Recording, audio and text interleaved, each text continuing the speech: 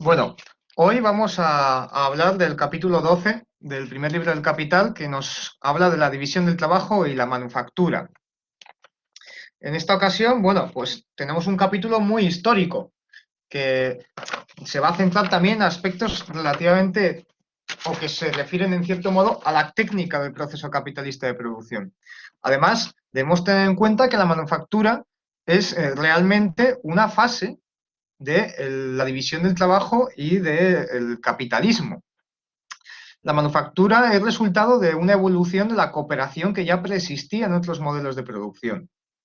Es la cooperación para elaborar un producto, y en dicha cooperación pues tenemos un mando único de un capitalista y que se da dentro de un mismo espacio, ¿no? Tenemos un mismo espacio, una misma dirección, que están en este caso en manos o ejercidos, mejor dicho, por el capitalista, por el cual se pone en funcionamiento fuerzas de trabajo diversas de distintos artesanos para producir un producto. Hay que decir que la manufactura difiere esencialmente en dos tipos, dependiendo del producto que se esté fabricando. Por un lado tenemos la manufactura heterogénea, o aquella que podemos asociar con el ensamblaje. Digamos, por ejemplo, que tenemos la producción de un reloj antiguo que se hace bueno, que no es digital, no funciona con pilas, sino que es un reloj mecánico. Para que este reloj mecánico funcione correctamente deben producirse muchas piezas diversas y finalmente estas piezas se ensamblan. Aquí lo que tenemos es una gran acumulación de trabajos diversos para producir estas piezas que finalmente son eh, ensambladas por un último artesano. En cambio, podemos encontrarnos otro tipo de procesos, como procesos que son secuenciales y que en dicha secuencia se producen modificaciones sustanciales del producto, modificaciones que deben darse en un orden y que no pueden realizarse, digamos, simultáneamente y por trabajadores separados. Podríamos pensar, por ejemplo, en el proceso que requiere la elaboración del vino o el proceso de tintar un paño.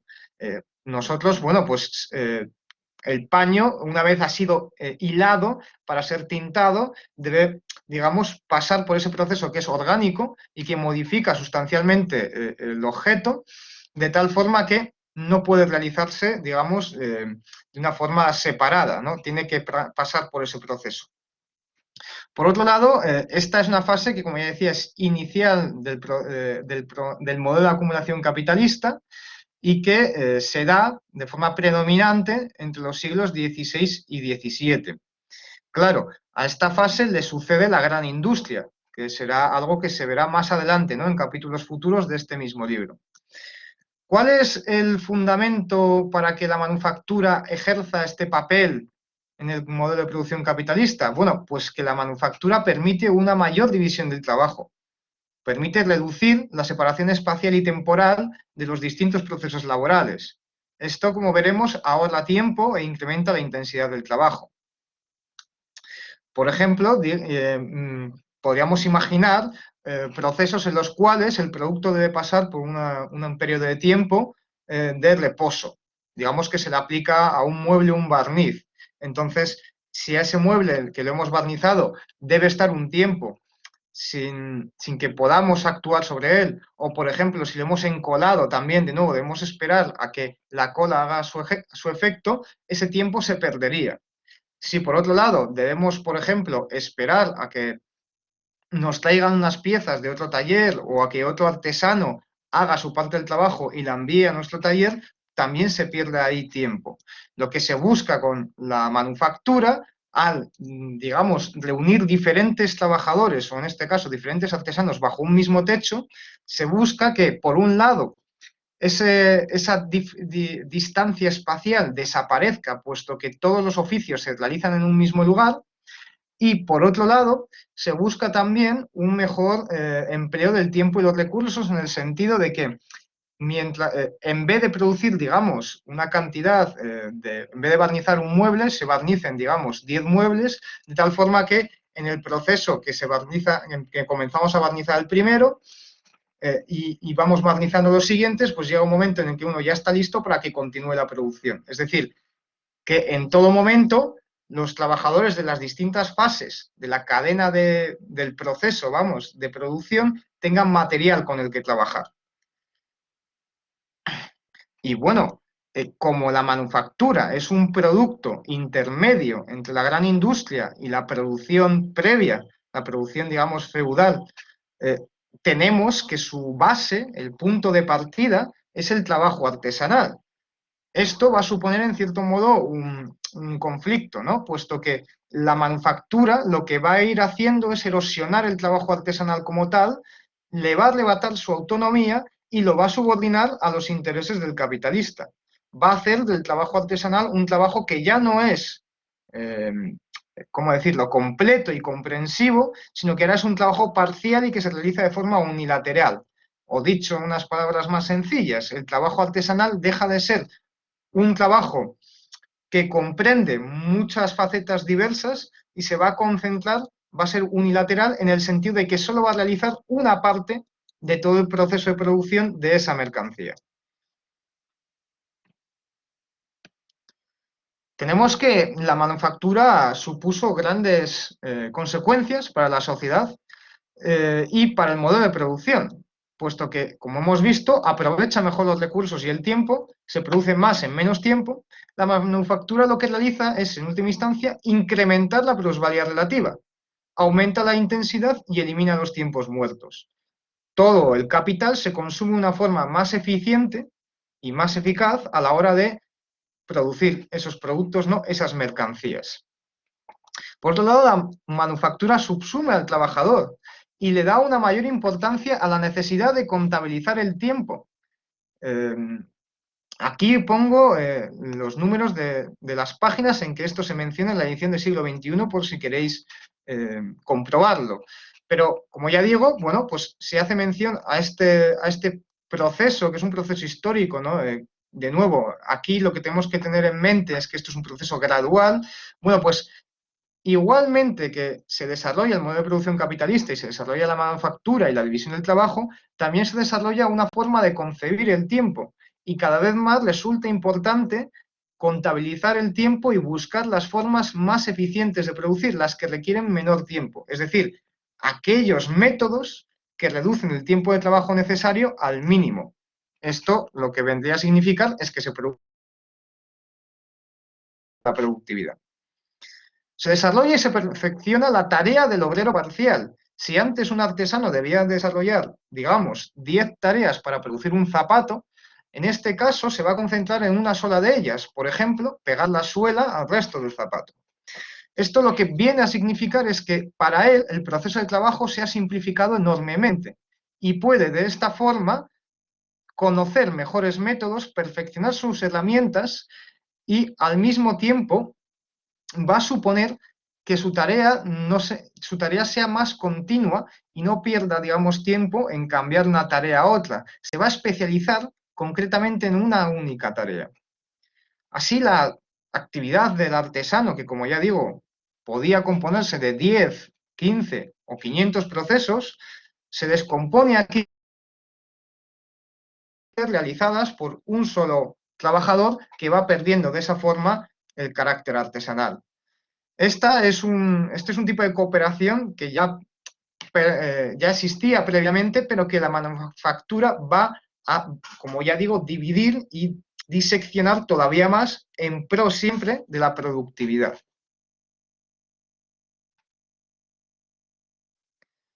Tenemos así que el obrero parcial, este artesano que ahora solo se dedica a una tarea concreta, que se ha convertido en un detallista, va a perder la concepción del trabajo de conjunto. Es decir, va a olvidar, va a perder la capacidad de realizar el producto por sí mismo, puesto que su especialización le va a hacer desconocedor o ignorante de otros elementos del proceso de productivo.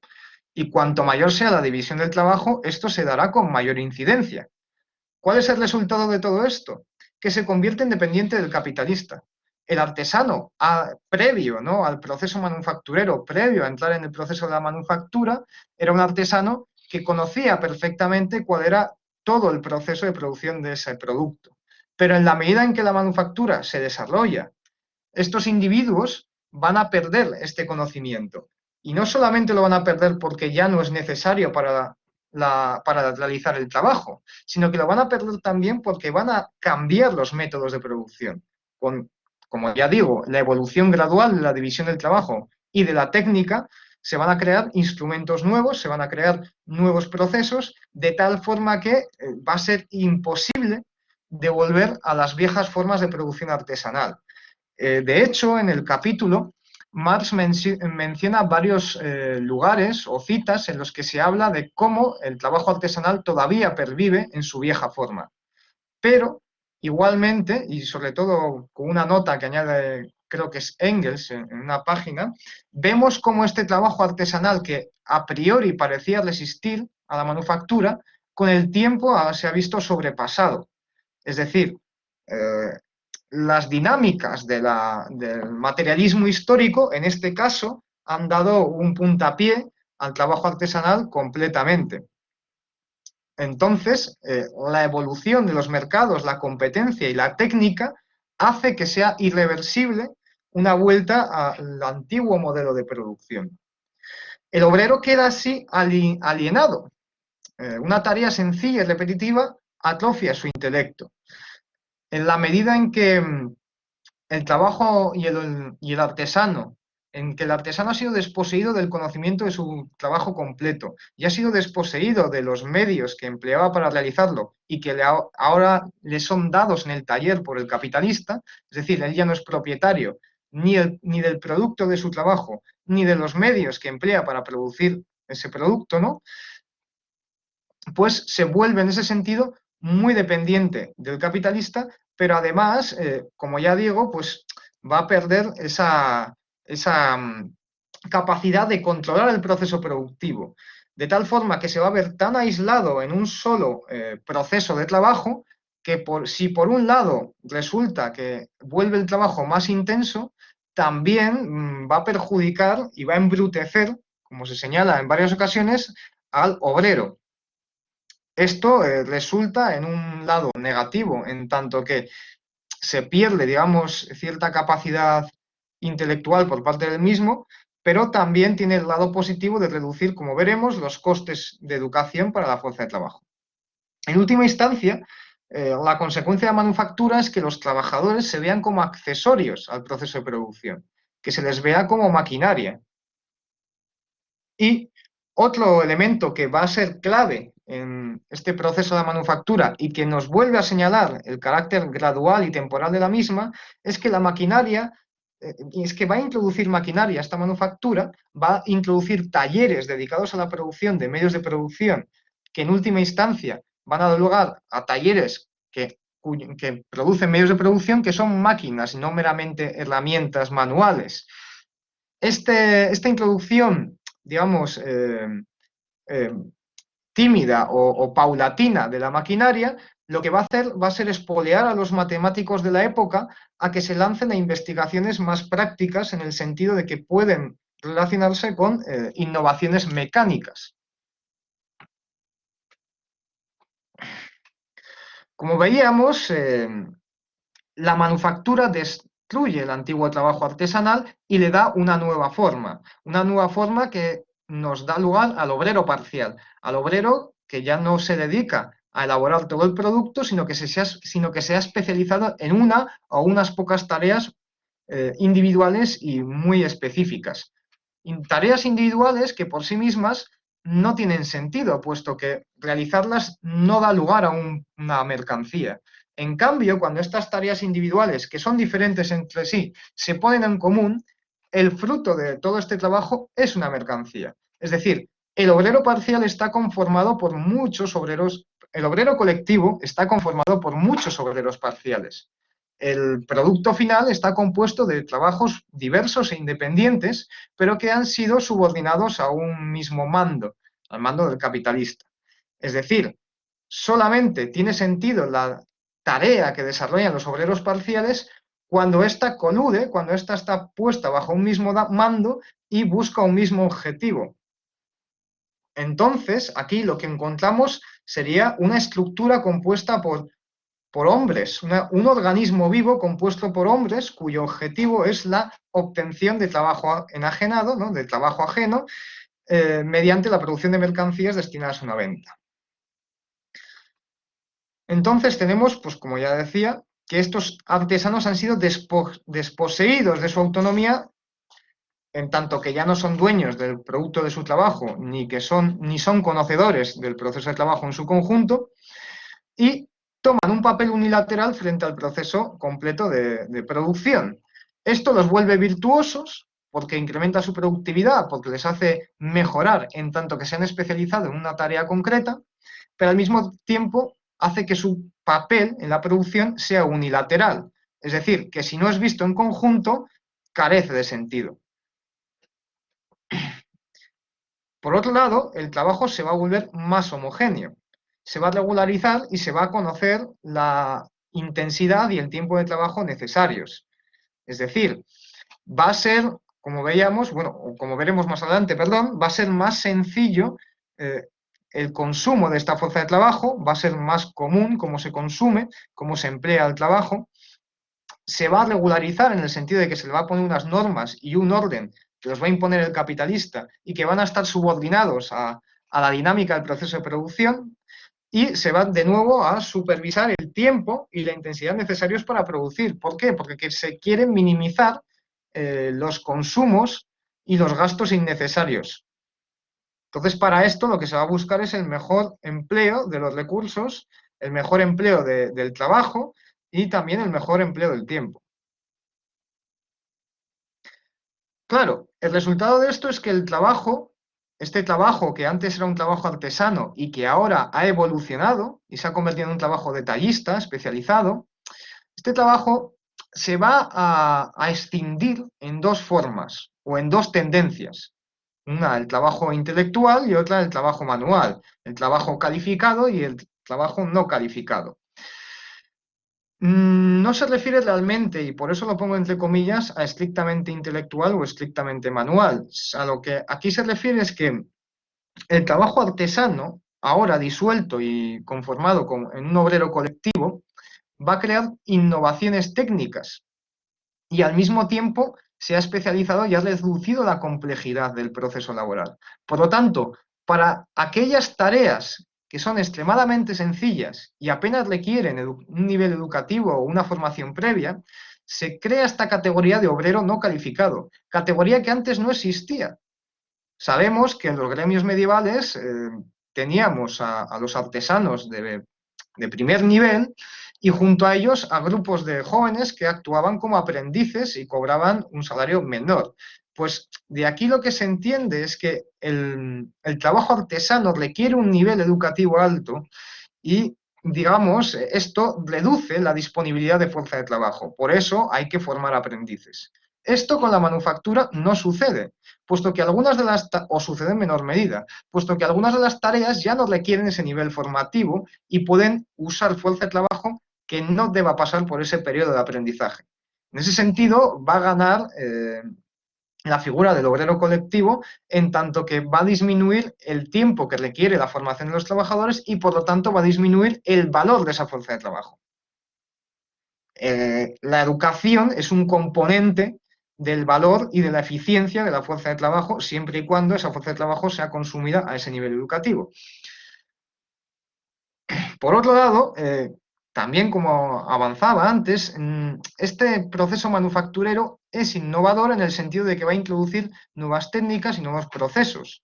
Y por eso, frente al trabajo no calificado, frente a una especie de trabajo sencillamente manual y muy sencillo, va a aparecer otra forma de trabajo de un carácter más complejo que requiere un nivel formativo específico. Esta fuerza de trabajo, no obstante, nos dice Marx que dentro de la manufactura va a disminuir también su valor con respecto a la del artesano, puesto que su nivel educativo, aunque es superior, tampoco realmente supone un gasto tan grande con respecto a lo que podía suponer previamente.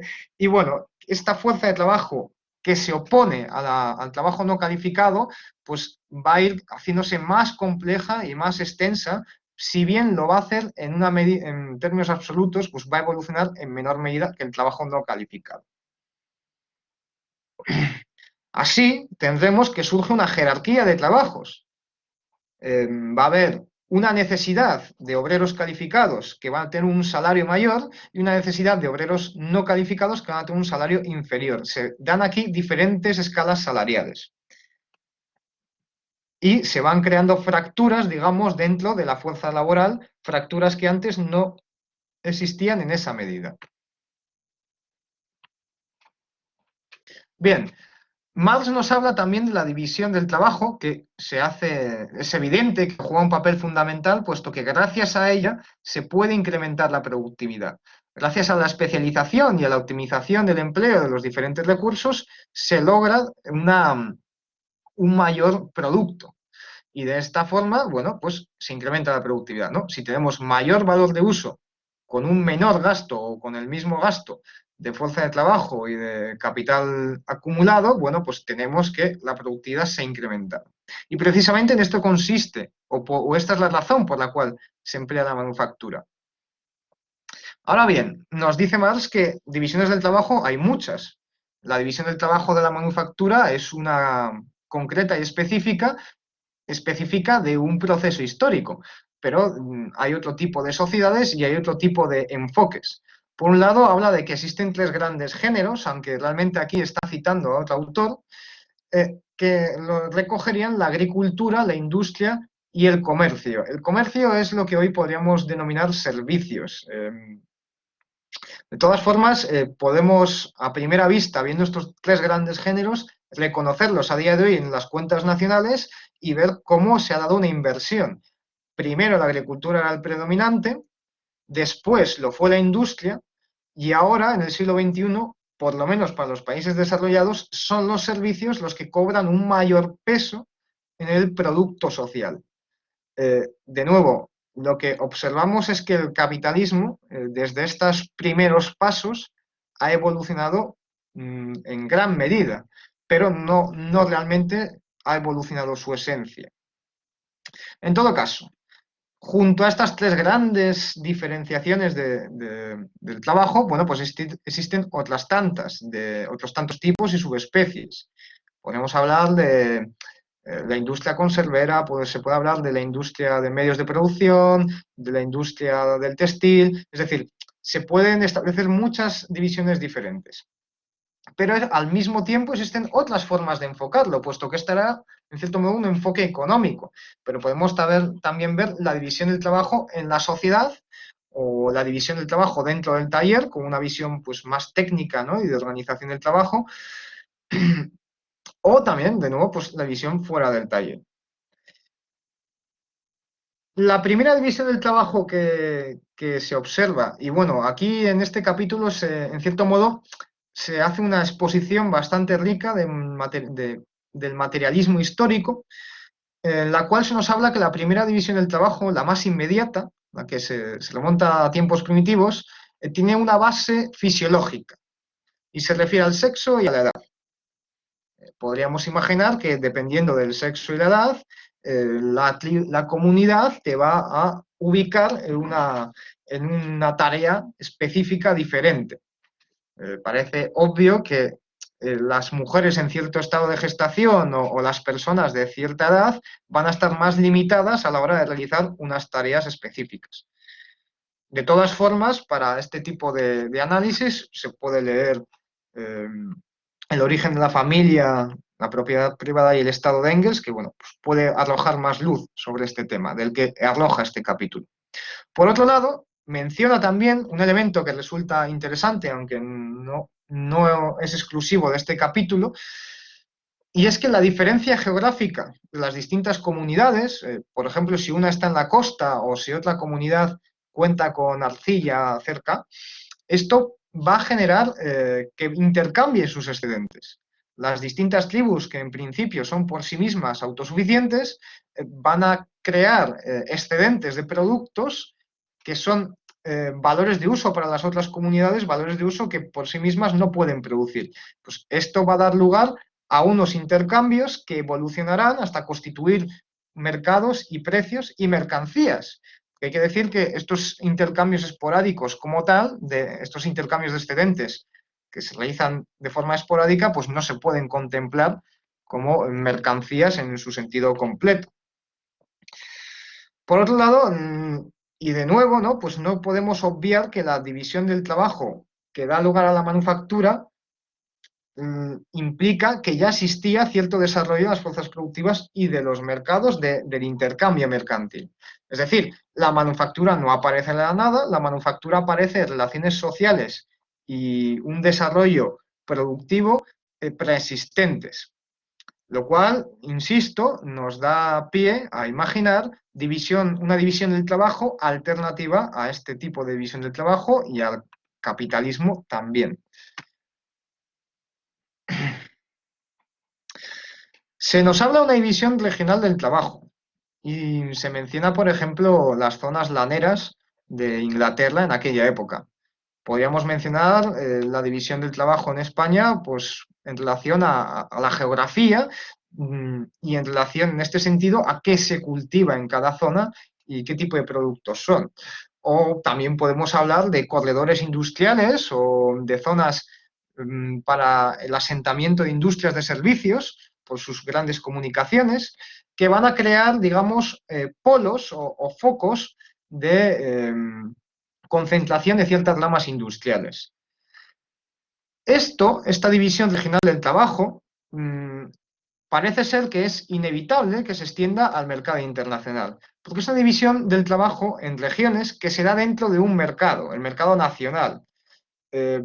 Podría inferirse, o deberíamos inferir que esto puede darse también en el comercio internacional y que distintas naciones pueden especializarse en una división del trabajo, una división internacional del trabajo específica. De hecho, esto es lo que parece verse y sobre todo parece confirmarse con la existencia de muchas economías primario exportadoras, es decir, economías cuya función en el mercado internacional es la de exportar una serie de materias primas.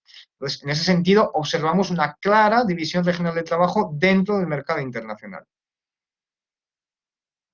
Por otro lado, el avance técnico y la continua, digamos, destrucción del trabajo artesanal en favor de un trabajo detallista, del obrero parcial, genera nuevas mercancías y hace de las fases concretas del proceso de producción que puedan convertirse en industrias. Por ejemplo, un teléfono móvil sabemos que está compuesto de diferentes materiales y diferentes elementos. A priori, pues podemos inferir, ¿no? Pues sabemos que el plástico que emplean los teléfonos móviles, el metal que emplean los teléfonos móviles, etcétera, pues para la industria de la telefonía resultan ser insumos, ¿no? Materias primas. Entonces, podríamos pensar que un teléfono de Apple, en su conjunto, pues está, como mercancía, está desarrollado por la empresa Apple que hace todos los elementos. Recibe unas materias primas y hace los chips, hace las pantallas, hace la carcasa, etcétera. Hace el software, pero no es el caso. Realmente, la división del trabajo ha hecho que la industria de los chips, o sea, que la producción de un chip se convierta en una industria por sí misma, que la industria de las pantallas, que la producción de las pantallas táctiles se convierta en una industria por sí misma. De esta forma, la división creciente del trabajo y la innovación hace que surjan nuevas industrias y lo que antes eran elementos del proceso productivo se convierten ahora en mercancías hechas y derechas, ¿no? Con pleno derecho. Por otro lado, existe una diferencia muy clara y esencial entre entre la división del trabajo dentro del taller y la división del trabajo en la sociedad. La división del trabajo en el taller es de un carácter puramente técnico y está regida por la necesidad de ahorrar tiempo y recursos y por lo tanto está regida por necesidades de carácter, pues como decía, no técnico y científico, o más que científico, que no están sujetas digamos, un conflicto social, no son opinables, y en cambio hay una división del trabajo en la sociedad que sí es bastante política, sí tiene una relación bastante estrecha con fenómenos que no son neutrales. Se nos dice que el capitalismo puede planificar, y de hecho planifica correctamente la producción en el taller, pero al mismo tiempo es incapaz de hacer esta planificación en la sociedad. Es decir, el capitalista puede planificar antes de producir a priori qué debe emplear para producir y cuál es la mejor forma de desplegar sus fuerzas productivas para obtener el resultado buscado. En cambio, en la sociedad esto no puede hacerse a priori, solo puede hacerse a posteriori. La sociedad reacciona, actúa de forma reactiva con respecto a con respecto a los cambios en la producción bueno, y la producción en general. Esto forma parte de la anarquía de la producción, que es propia del capitalismo, y que realmente debemos tener en cuenta que esta división del trabajo, que como decíamos, difiere mucho de la que se da, difiere mucho entre si se da dentro del taller o en la sociedad, pues esta división del trabajo es capitalista. Y por lo tanto no observa los diferentes fenómenos que se dan en el plano de las relaciones sociales y se dan de espaldas a los sujetos que, digamos, realizan estas relaciones sociales, no son los protagonistas. Los protagonistas de las relaciones sociales son ajenos al funcionamiento de las mismas, o por lo menos al funcionamiento de conjunto y lo que reside detrás de ellas. Esto lo que da lugar es a que en la sociedad se haga imposible planificar y exista una anarquía de la producción que, en última instancia, lo que va a producir va a ser crisis económicas de carácter estructural y que van a generar un grave impacto en la sociedad. Ahora bien, y es el punto que, digamos, quería señalar aquí, esta circunstancia es propia del capitalismo, pero no propia de otras formas de división del trabajo. Y ya ha demostrado el capitalismo que planificar dentro de un taller es más que posible. Pensemos que las grandes multinacionales realmente son empresas que planifican al detalle su producción. Entonces, el problema no existe en el plano técnico de la producción, las crisis no se originan en el plano técnico de la producción, las crisis se originan en las relaciones sociales que surgen o que se dan, las relaciones sociales que envuelven esa producción y esos problemas técnicos para producir.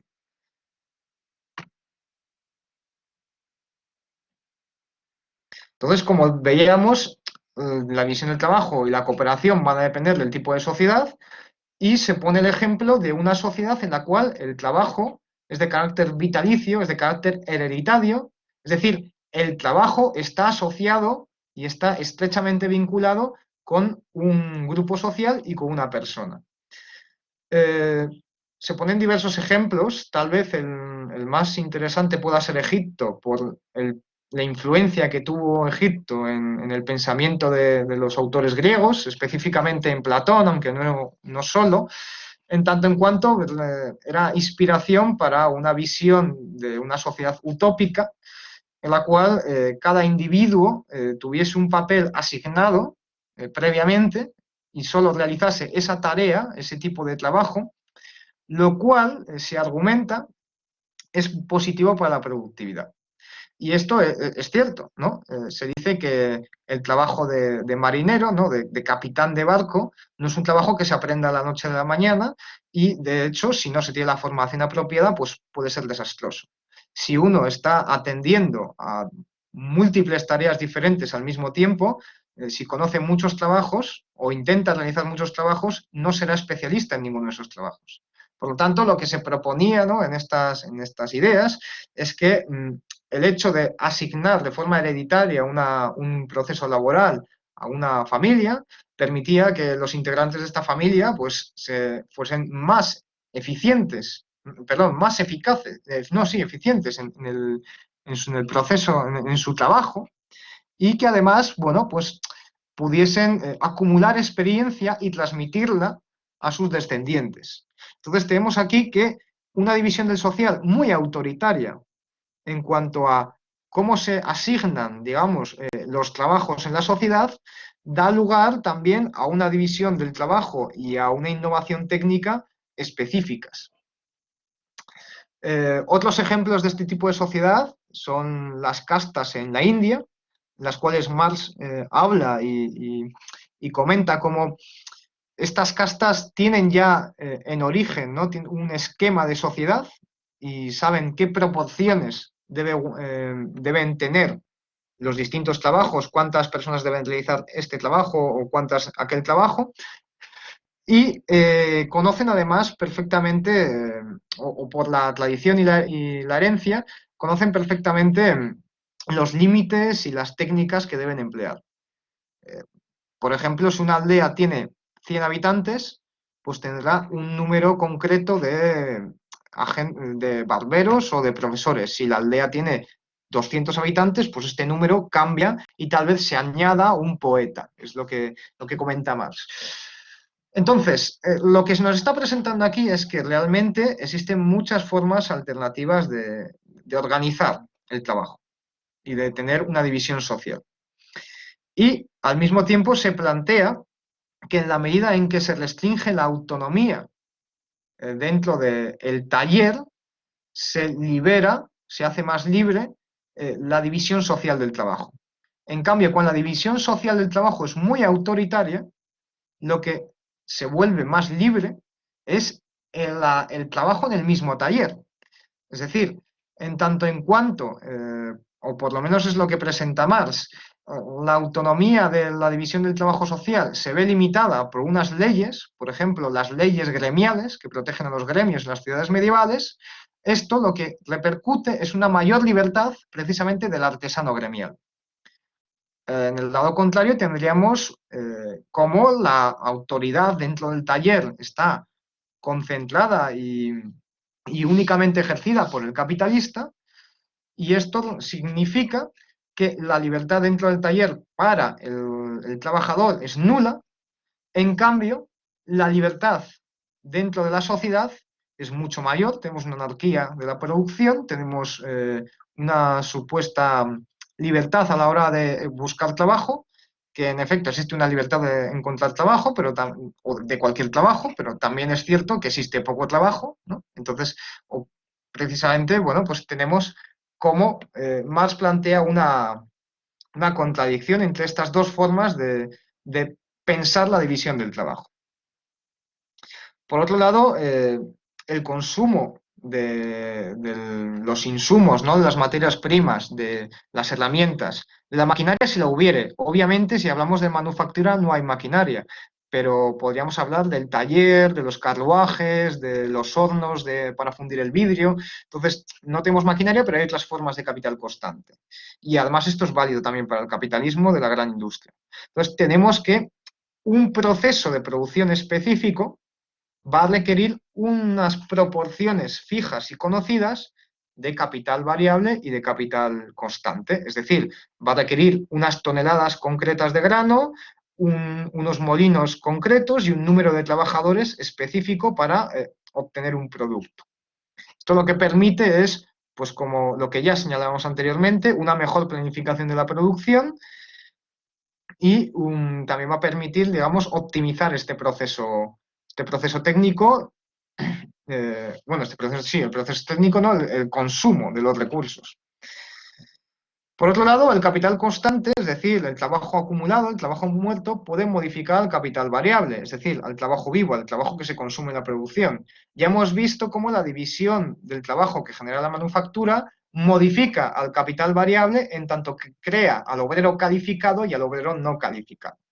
Pero se menciona también como, por ejemplo, una gran densidad de infraestructuras, de buenas comunicaciones, hace que un país como Estados Unidos, en el siglo XIX, cuando se escribe esta obra, esté mejor comunicado y por lo tanto tenga una población más densa, tal y como la concibe Marx, al norte de la India. Obviamente había más habitantes en el norte de la India por kilómetro cuadrado de los que había en Estados Unidos en el siglo XIX. Y de hecho la situación no ha cambiado en ese sentido. Sin embargo, Marx menciona que la densidad de la población va a estar, en este caso, desde la perspectiva, digamos, social y económica, influido por la existencia de comunicaciones que permitan acercar poblaciones muy distantes. Si tenemos una línea de telégrafo, la información que se da a una ciudad que se encuentra muy lejana a, por ejemplo, Chicago, se reducirá. En cambio, si tenemos una aldea que está relativamente cercana a Delhi, pero no hay buenas infraestructuras a Delhi, no hay una carretera aceptable, no hay un servicio de correos aceptable y desde luego no hay telégrafo, aunque tal vez la distancia de la ciudad hipotética con Chicago sean 500 kilómetros y la aldea con respecto a Delhi sean 5 kilómetros, la diferencia real a la hora de organizar la sociedad y la producción social, pues va a ser que realmente la ciudad que se encuentra a 500 kilómetros de Chicago está mucho más cerca de Chicago de lo que está esa aldea sin carreteras, sin buenas comunicaciones de la gran urbe que es Delhi. Por otro lado, se menciona cómo, bueno, pues la industria de los insumos, de la materia prima, está muy ligada a los productos finales. Es decir, la demanda de metales como el cobre, el aluminio, el níquel, va a depender mucho de cómo evoluciona la producción industrial. Si cae mucho la producción de elementos electrónicos, posiblemente industrias como el cobre, vean perjudicar su demanda, ¿no? Se perjudiquen en el mercado. Por lo tanto, el destino de algunas de estas industrias está vinculado.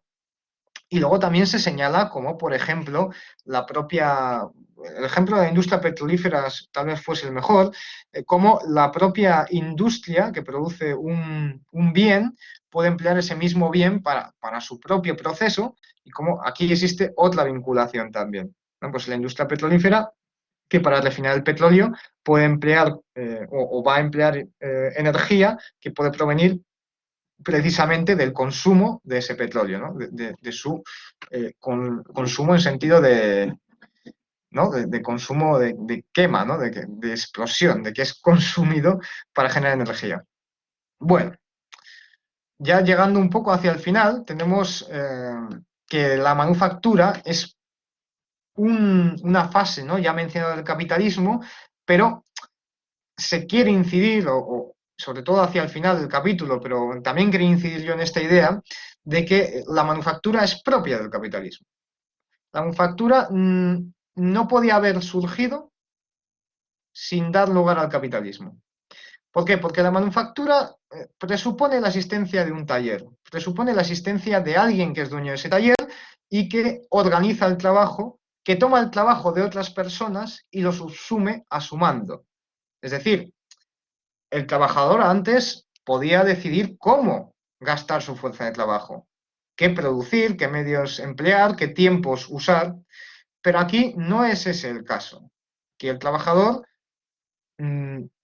digamos, se deja enajenar, decide seguir las órdenes del capitalista, el cual va a organizar el proceso productivo de una forma que sí, en efecto, es más productiva, pero que al mismo tiempo va a suponer una pérdida de derechos o de poder de negociación de los trabajadores. Entonces, ¿qué tenemos con la manufactura? Que al crear el taller y al ir introduciendo innovaciones técnicas y además al ir ampliando los mercados, va a ampliar al mismo tiempo la competencia, va a crear una mayor necesidad de acumular capital para poder desarrollar o para poder emprender una actividad económica. Es decir, se va a producir una concentración creciente del capital en manos del capitalista o de los capitalistas. Por otro lado, el poder de negociación de los trabajadores se va a ver muy erosionado. En el capítulo se menciona cómo algunos artesanos llegan a tener bastante poder con respecto a la sociedad. Pero si la manufactura es la destrucción del trabajo artesanal y su conversión en trabajo calificado y no calificado, tenemos que no solamente va a disminuir el precio de esta fuerza de trabajo, sino que además a la hora de establecer nuevos conflictos y nuevas luchas entre el trabajo y el capital, pues el trabajo va a estar mucho más perjudicado, va a tener mucho menos poder de negociación. ¿Por qué? Porque fundamentalmente ya no es dueño de los medios de producción ni del producto que producía. Por otro lado, y esto es fundamental, la manufactura se da porque existen mercados, porque se produce para un mercado. La manufactura tendría menor sentido o básicamente perdería su sentido si no hubiese una demanda suficiente. puesto que se está poniendo una gran cantidad de medios de producción y de trabajo ajeno al servicio de la producción de un único tipo de valor de uso.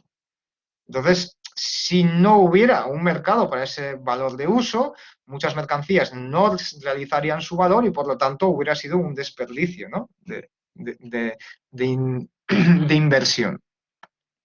Por lo tanto, tenemos que los trabajos solo entran en conexión a través. Si veíamos que la comunidad primitiva, con esa división fisiológica del trabajo, realmente no había casi un intercambio, este solo se podía dar de forma esporádica entre comunidades y por lo tanto toda la división del trabajo y todo el fruto del trabajo era compartido y elaborado dentro de la propia tribu y siendo conscientes de cómo se hacía, ¿no? En cierto modo, de una forma democrática, bueno, pues aquí eso desaparece. Desaparece porque el trabajo ha evolucionado y se ha dividido en tal medida que ahora son trabajos independientes y autónomos. Y solo pueden encontrarse, solo pueden compararse en el intercambio. Por lo tanto, pues vemos cómo el trabajo se ha disociado de sus límites primitivos. Pero claro, esta disociación que permite incrementar la productividad también repercute en una pérdida de poder de negociación del trabajo frente al capital. Es decir, crea una situación de dependencia de los trabajadores con respecto a aquellos que poseen medios de producción. Por otro lado, y esto entra en consonancia con aquello que veíamos de que la división del trabajo se produce también y en gran medida dentro de un mercado nacional, es decir, que tenemos una división regional del trabajo, pues se observa que el país es un gran taller. Por ejemplo, pudiera verse como la producción lanera de Yorkshire era fundamental en el siglo XIX para los industriales de Manchester, de la industria textil. Entonces, vemos cómo el propio país se convierte en un taller, porque claro, la industria textil no solamente es importante para la ciudad de Manchester y para sus capitalistas, también es importante a la hora de contemplar la balanza de pagos de ese país, de Inglaterra, y digamos que las exportaciones puedan permitirle obtener eh, capacidad de compra de productos extranjeros. Entonces, eh, la cuestión es que empieza a tomarse una visión de las propias fuerzas productivas dentro del país en el sentido de un taller, que por cierto el taller no es otra cosa que la figura primitiva de la fábrica. Y bueno, lo que ya se ha mencionado previamente, la manufactura no produce para sí misma, la manufactura no produce sillas para que las use el capitalista, ni los trabajadores que están a su sueldo. La manufactura produce sillas para venderlas en un mercado. Y la manufactura produce para buscar una ganancia, porque el objetivo de esa venta no es otro que el de la ganancia. O mejor dicho, el objetivo de esa venta no es otro que realizar el plusvalor generado por los trabajadores en el taller. Por último, he identificado algunos elementos que no encajaban tal vez del todo bien en las divisiones que he realizado hasta ahora en la exposición, temáticas me refiero, y bueno, pues los he agrupado aquí estos elementos. Tenemos por un lado que aparece la idea de que la externalización es una vía para incrementar la plusvalía absoluta, porque esta externalización lo que genera es una superexplotación, es decir, una explotación del trabajo que va más allá de los límites, digamos, estandarizados de esa sociedad. Realmente el concepto de explotación, la categoría de superexplotación, perdón, solo sería válido para aquellas situaciones en las cuales se explota la fuerza de trabajo por encima de la capacidad de reproducirla. Es decir, cuando la explotación del trabajo es tan intensa que en algún momento ese trabajo se va a ver completamente agotado. Si tú agotas completamente el trabajo de una persona, esa persona no puede seguir trabajando. La idea aquí realmente es que se da una explotación mayor en casos de externalización. Y cuando, gracias a esta externalización, a esta mayor explotación, se han reducido los costes, porque se ha reducido el coste de esa fuerza de trabajo, cuando esto se da, bajo estas circunstancias, se deprime las innovaciones, porque son costosas en capital. Entonces, se pone el ejemplo de cómo el trabajo a domicilio, por parte de, contratado, vaya, por parte de algunos comerciales, pues lo que hace es reducir el coste de ciertos productos, de ciertos insumos en relación a la manufactura y hace que la manufactura no pueda florecer. Ese es un ejemplo que se pone en un momento dado. Podríamos pensar al mismo tiempo en cómo en ciertos países la existencia de mano de obra muy barata hace que se decida no invertir en capital, que haría de la producción pues una producción más eficiente, más productiva, pero que originalmente supondría un gran coste en cuanto a inversión. Entonces, esta existencia de mano de obra barata desincentiva estas inversiones en capital. Por otro lado, y esto es algo que se mencionaba cuando hablábamos de salariales, pues se habla de que existen distintos valores de las fuerzas productivas de los trabajadores. Entonces, un trabajador, una hora de trabajo de un trabajador puede generar mucho más valor que la hora de trabajo de otro trabajador. Esto va a depender de cómo se concreta ese proceso de trabajo. Por otro lado, se menciona una división también del trabajo interesante, que es la del campo-ciudad, y cómo esta división del campo-ciudad o la contradicción que existe entre el campo y ciudad resulta ser una antítesis explicativa de la historia económica muy importante. Ahora bien, Marx en este capítulo no desarrolla esto, más allá de señalarlo, diciendo que no es el pasaje en el que corresponde, ¿no? Este capítulo no es el lugar en el que corresponde desarrollar esta antítesis que sería tan ilustrativa para la historia económica, ¿no? Esto lo podíamos ver un poco relacionado con de los tres grandes géneros de la división del trabajo desde la perspectiva económica: agricultura, industria y comercio o servicios. Como en modelos de producción previos al capitalista y, claro, en los primeros años en que va avanzando el capitalismo, tenemos que la agricultura es el proceso que más valor añadido genera y que más población emplea. Ahora bien, a día de hoy es el sector que menos valor añadido genera en términos absolutos, y que menos población emplea, de nuevo, en términos absolutos. Entonces, la contradicción campo-ciudad, desde luego, ha jugado un papel fundamental y clave a lo largo del tiempo, pero tal vez pudiera ser que ahora esa contradicción ha perdido cierta fuerza.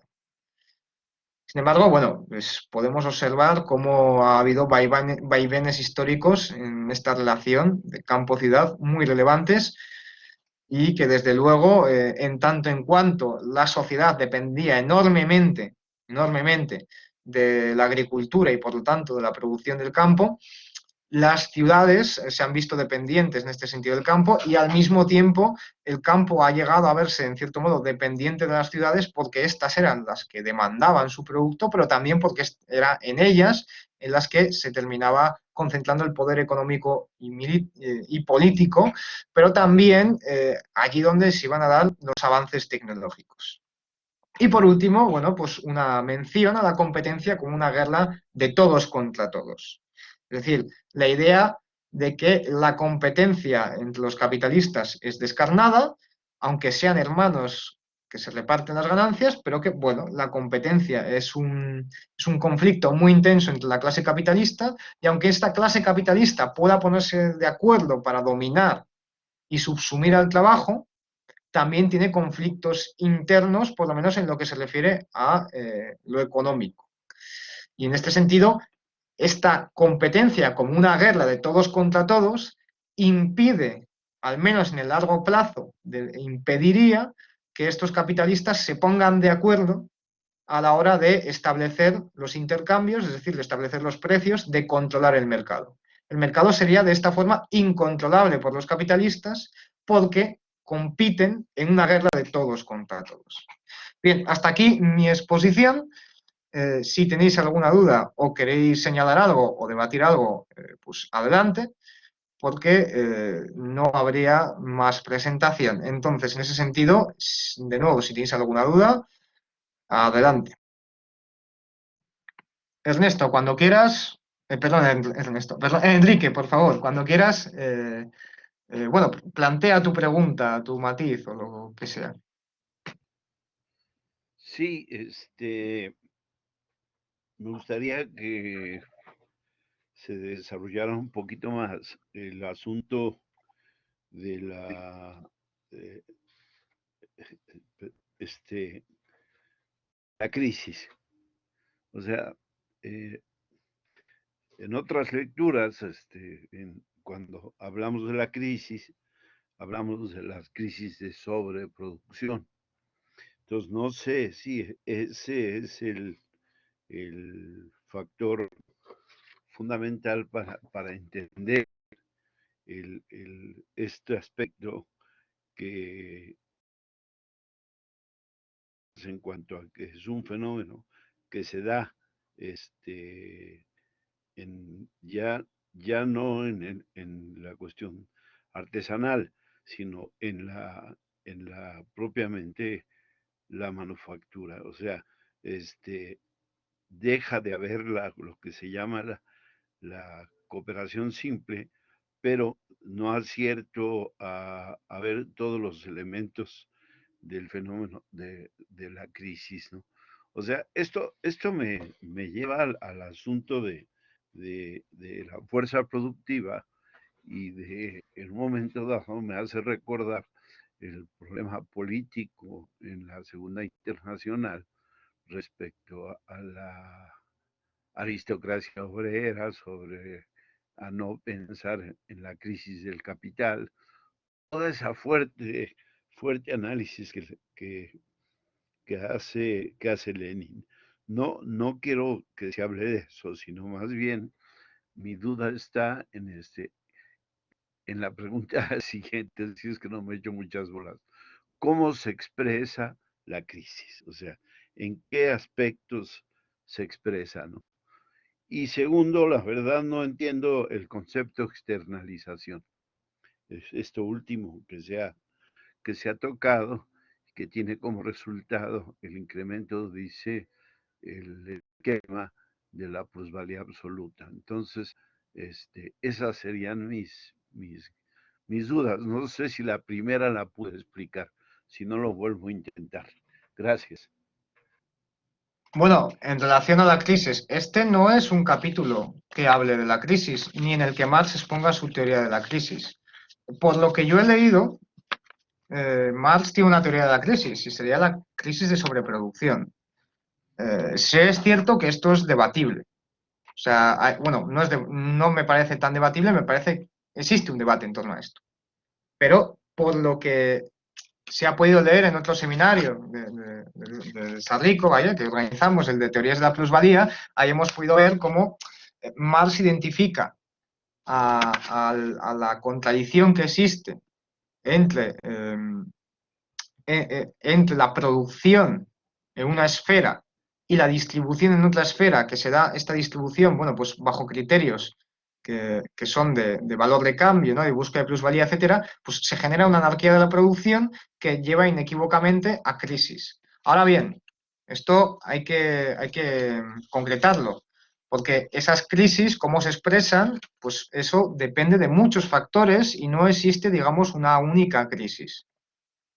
Lo que viene a explicar Marx es que el propio modelo de producción capitalista encierra las crisis como posibilidad, pero además como una posibilidad inevitable, pero no se determina la forma en que se van a dar. Entonces, cada crisis va a tener unas especificidades concretas. Y junto, de nuevo, en este debate de las crisis, hay que señalar que el hecho de que identifiquemos la crisis de sobreproducción como la crisis, como la explicación de la crisis de Marx, esto no es excluyente con que exista una tasa decreciente de ganancia en el largo plazo que haga que esta tasa de ganancia, esta tasa de rentabilidad, pues se vaya a ir disminuyendo. Entonces, realmente en este capítulo, la única parte en la que se hace referencia a este asunto de la crisis puede ser en la página 433 de la edición, como ya digo, del siglo XXI, que este sería el volumen 1, libro segundo, es decir, el libro primero del Capital, es el segundo libro de los tres que componen el primer libro en esa edición. Y bueno, dice así en la página 433, hacia el final del párrafo. La norma que se cumplía planificadamente y a priori en el caso de la división del trabajo dentro del taller opera cuando se trata de la división del trabajo dentro de la sociedad solo a posteriori. Es decir, dentro del taller, antes de realizar la operación, ya conocemos realmente cuáles son las leyes que funcionan para la producción, la producción técnica, ¿no? Para lo que vamos a producir. Pero en la sociedad solo funciona a posteriori. Es decir, cuando cualquier tipo de error ya se ha cometido. La sociedad solo va a reaccionar pues, de forma reactiva, ¿no? A posteriori, una vez ya ha sucedido lo que tenía que suceder.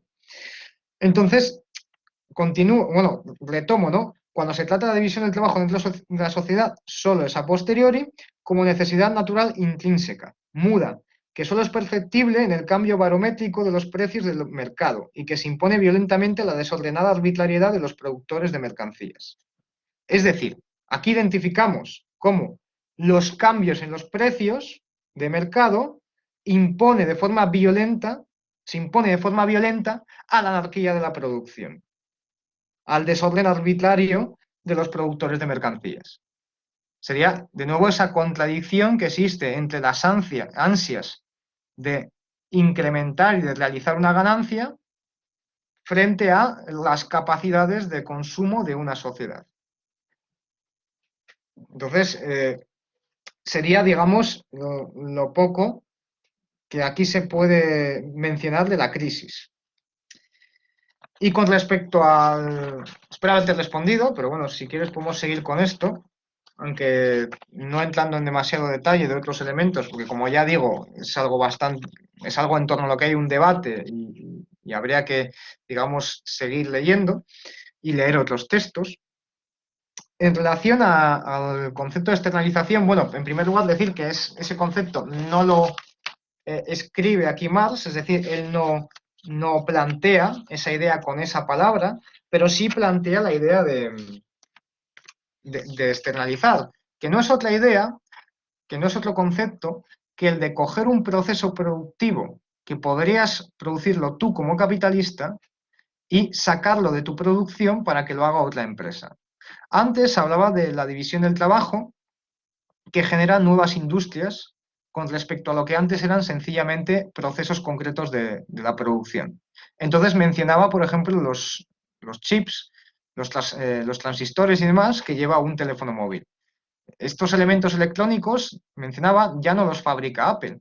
Originalmente sí los fabricaba Apple, pero ahora no, y se ha convertido en una industria propia por sí misma.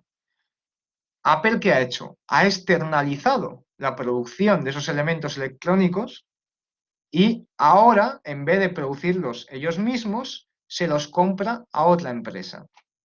Esta empresa es en gran medida Foxconn, pero no es la única. Hay muchas empresas que venden materia prima, este tipo de productos intermedios, a Apple.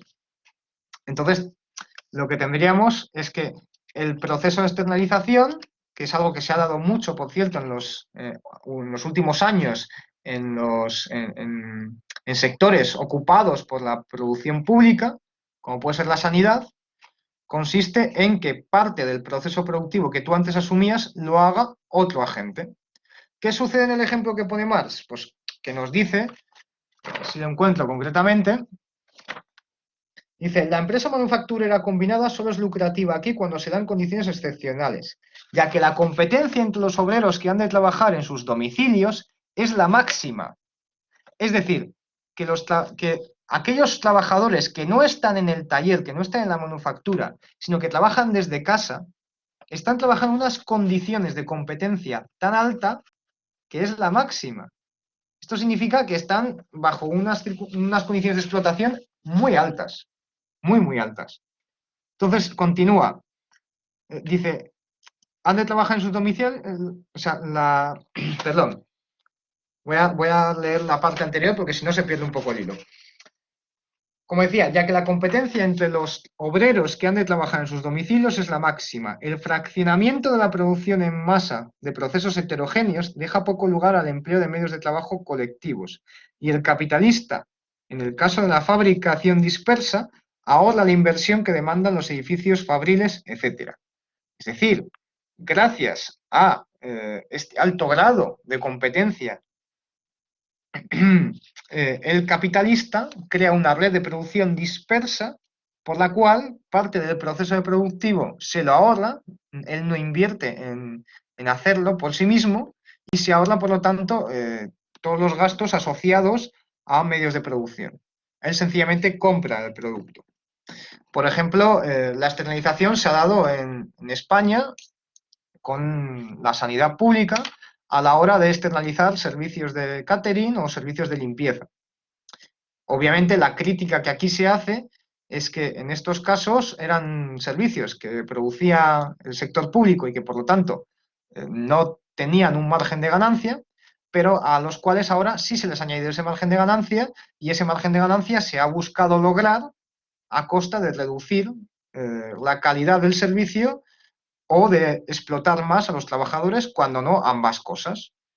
Entonces, la externalización ahí ha jugado un papel diferente al ejemplo que pone aquí Marx, pero en todo caso un papel negativo. Negativo porque bueno, se ha basado en la plusvalía absoluta. Estas páginas que te leía, por cierto, son la 417 y 418, el final de la 417 y el inicio de la 418. Y yo creo que ahí, si lo lees un par de veces, pues yo creo que te quedará claro ese concepto de la externalización como, ya digo, el proceso según el cual tú renuncias a realizar parte del proceso productivo y, en consecuencia, como tú has renunciado a realizar esa parte del proceso productivo, la realizan otros agentes económicos a los cuales tú les compras pues, el producto intermedio. ¿Alguna otra duda? ¿Te he respondido, o sea, te ha quedado claro con estas respuestas o quieres seguir incidiendo en estos temas porque no está claro? Perdón, perdón, no sé si alguien más quiera preguntar. Me parece que me da cierta claridad. Lo que no entiendo es cómo la externalización trae como consecuencia una mayor plusvalía absoluta. Confieso que no me es totalmente claro. Y lo otro estaba referido, ahora encuentro en mis notas, porque parece que no lo pude explicar bien. Cuando el esquema histórico de la división del trabajo parte primero la división fisiológica y después habla del aspecto geográfico en el intercambio, dice, dices y dices tú que la sociedad reacciona. O sea, esa reacción, eso, y la reacción obedece a la no planificación de, de, de que el capitalismo no planifica en la sociedad, sino que más bien eh, conduce a una crisis de ganancia o hay elementos de anarquía. En ese momento, o sea, si yo me constriño hasta qué siglo, hasta el siglo de la manufactura, o sea, el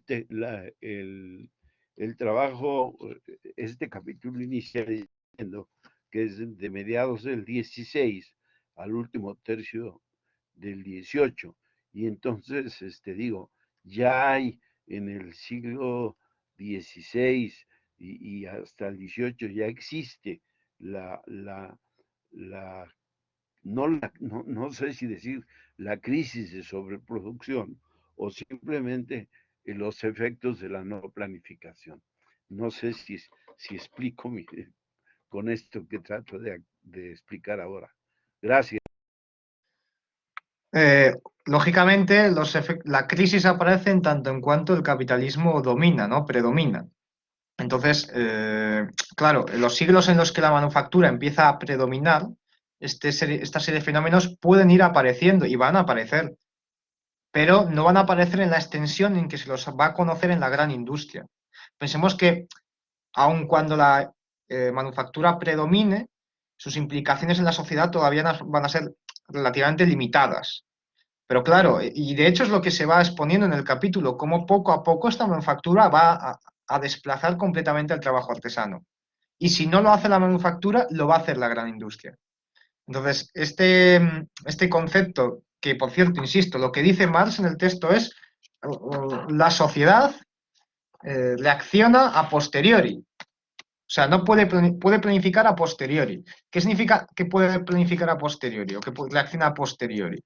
Que si ya ha habido una mala planificación en cuanto a lo que producir socialmente, la sociedad solo puede reaccionar después de que se ha producido el error. O visto de otra forma, los procesos económicos, las relaciones sociales, se dan a espaldas de sus principales agentes, de sus protagonistas. Ni el obrero ni el capitalista tienen conciencia plena de cómo están operando todas las relaciones sociales en una sociedad y por lo tanto no son plenamente conscientes de si están frente a una crisis o no. O sea, la crisis no estalla hasta que es muy tarde, digamos. Eso por un lado. Y en cuanto a que la externalización lo que busca es la plusvalía relativa, bueno, me centraba un poco en lo que dice aquí Marx, y es que el ejemplo que él pone, y es por lo que me ha llamado la atención, es porque nos dice que el alto grado de competencia reduce los costes de tal forma que hace que el capitalista que está empleando una producción dispersa decida no invertir en un taller porque va a ser una inversión que le va a costar, que le va a suponer un coste importante. Entonces, lo que está explicando aquí, que no invierta en un taller que sería más productivo, es que esa ganancia de productividad, por lo menos en el corto plazo, no le merece la pena, sabiendo que hay una altísima tasa de explotación. Es que ahí está la idea, que como hay una alta competencia, porque hay, por ejemplo, muchos trabajadores dispuestos y en una mala situación económica y por lo tanto dispuestos a trabajar en sus casas y realizar este trabajo doméstico, pues hay una altísima tasa de explotación. Esto se relaciona bastante con esta idea de los falsos autónomos que realmente no son autónomos, son completamente dependientes de capitalistas que llevan grandes multinacionales, pues como puede ser Uber, Deliveroo, etcétera. Entonces, la idea de esta externalización con estos falsos autónomos, que es precisamente el ejemplo que pone Marx con estos trabajadores domésticos, es que ellos ponen todo lo relevante en el proceso productivo. Ponen los medios de producción y ponen su fuerza de trabajo. Y sin embargo, no son dueños realmente de su producto del trabajo porque está en una situación de tal competencia, de tal dependencia para obtener ese trabajo, que no son realmente dueños del producto de su trabajo. Entonces, esta situación tan negativa para ellos genera una situación de alta explotación. Entonces, ¿cuándo voy a preferir como capitalista, digamos, externalizar en vez de invertir, digamos, en un taller manufacturero? Pues cuando la tasa de explotación sea muy alta, cuando la plusvalía absoluta sea muy alta. No sé si con esto te aclaro este punto. Que, por cierto, si hay otras dudas, podéis plantearlas. Y si todo ha quedado claro, pues aquí acabaría la sesión, dado que parece que no hay debate en torno a las cuestiones. Bueno, pues entonces vamos a terminar aquí la sesión. Y nada, muchas gracias por la presencia y la atención, a pesar del cambio de fecha. El próximo lunes hay seminario de teorías de la plusvalía y dentro de 2 semanas, sería el lunes 14, si no me equivoco, tenemos de nuevo pues, el siguiente capítulo, ¿no? El capítulo 13 del presente libro, El Capital. Entonces, nada, pues, allí nos vemos.